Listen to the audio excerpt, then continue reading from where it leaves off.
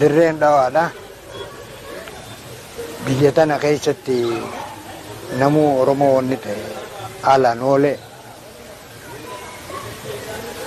meettaa, worraa,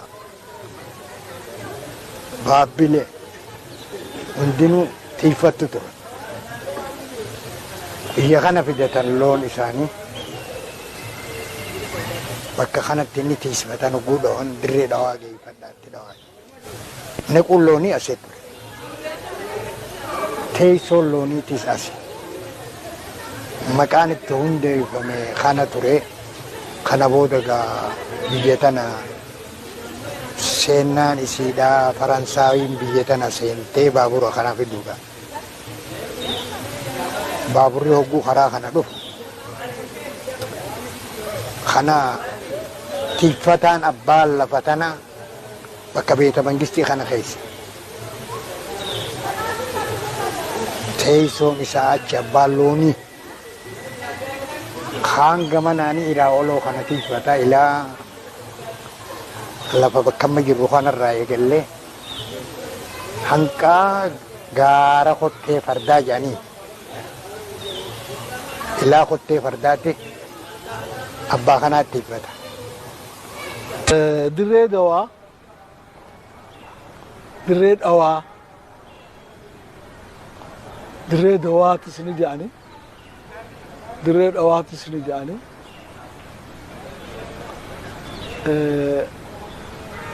Dirreen dhawaa baaburaan uumamtee magaalaan fi dirreen dhawaa wal addaa beekamu. Dirreen dhawaa baabura dura jirti. Hogguu baaburuun dhufe magaalaa baaburaa jedhanii moggaasan. Abbootiin teenya kana duraa eessa deemtaa guujaan baaburattiin deema jedhan. Dirree dhawaatuun jedhan baaburattiin deemaa magaalaa baaburaati beekte.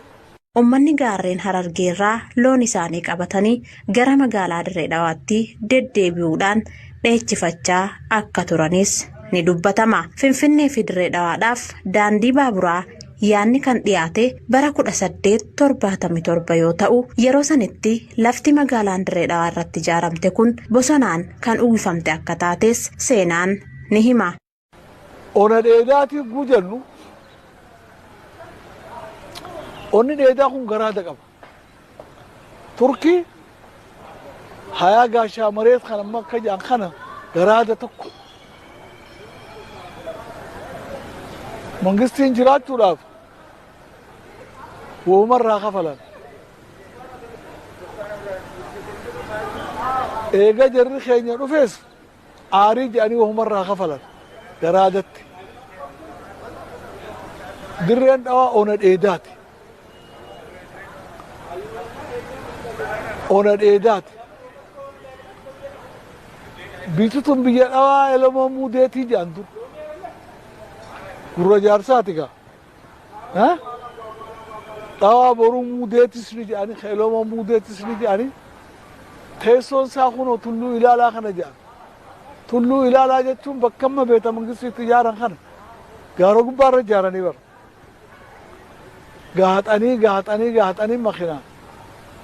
Fuuli meeqaan wal qixxeessanii irra ijaaran. Horiin hogguu bade tulluu ilaalaa jedhan achi gubba bahaniiti raaree tana bitaa mirgaa laalan. Dirree Dhawaan akka magaalaatti kan hundoofte baaburaa waliin bara 19 duwwaa lama taatus isaan duraas lafti kun akka turte seenaan manguddootarraa odeeffanne ni ibsa. Dirreen Dhawaa immoo baabura dura jirti. Lafa dheedaati. Baabura dura jiraachuus maaliiftuu ragaadhaa yoo jedhu. Arabni gaafa biyya kana dhufe garaadummaa mare. Turki gaafa Amiir Nuur, gaafa Amiir Abdullahi, gaafa Amiir Maarree garaadummaa maran. Damiinummaa maran. Damiinaa fi garaanni afaan Amaaraa keessa hin jiru. Balabbaatti ani isaan. Garaadummaa tana gaafa Turkiin marate. Lafa tana duuba Faransaayiin hogguu dhufte isaanumarraa bitte abbaa dachiirra. Mangistii Itoophiyaarraa hin binne gaafa san mangistii Itoophiyaadhaa dachii as hin qabu. maaliif roobaa humbannaa jedhanii garaadaa jira. Abbaa dachii tanaa isarraa bitatte Faransaayinti meeqa kafaltee fi saaba dachii tana kaarimeetiritti gaafa san lakkaa'uun Faransaayin sumuunitti irraa bitte. Maallaqa guddaa. Kana warri roobaa humbannaa kun ifiifuu hoteelika.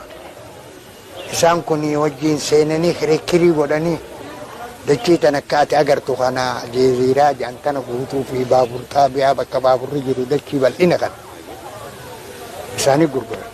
Abbaa dachiitii jechuu kiyya. Roobaa humbannaa abbaa dachii saniiti.